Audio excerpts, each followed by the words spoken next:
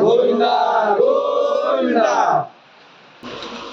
స్వాహ సమానాయ స్వాహ బ్రహ్మణే స్వాహ పాయసాన్నాః దద్దోజ సమేతాః ఉండ్రాళ సమేతాః మహాలడ్వా సమేతాః కదలీఫల నారికేల మహానైవేద్యం సమర్పయామి.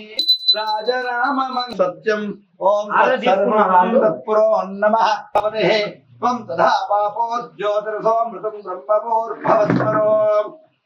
మహాగణాధిపతయే నమః. పూరకమాధాయ వేదోక్త దివ్య మంత్ర శరణాగతవత్సల.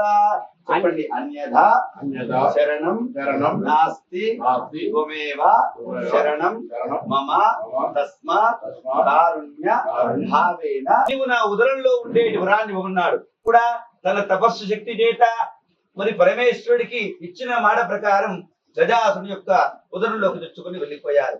ఆ తర్వాత పార్వతీదేవి చాలా ఓపిక సమస్తమైనటువంటి ధ్యానశీలి.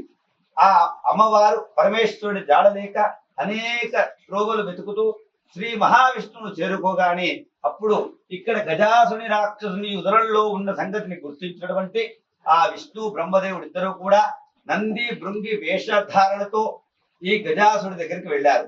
ఆ రాక్షసుని దగ్గర అనేకమైన నాట్యము ఉన్నది. భృంగి వేషంలో ఉన్నది విష్ణు బ్రహ్మ అని గుర్తించలేక ఆ యొక్క గజాసుడు ఏం వరం కావాలో కోరుకోమన్నాడు. అనగానే నీ యొక్క ఉదరంలో ఉన్న పరమేశ్వరుణ్ణి మాకు ప్రసన్నం చేయమన్నారు. మరి ఇచ్చిన మాట ప్రకారం ఆ రాక్షసుడు కూడా అసలైన తొలి వెలుగు. ఫాలో వాట్సాప్ @తొలి వెలుగు official.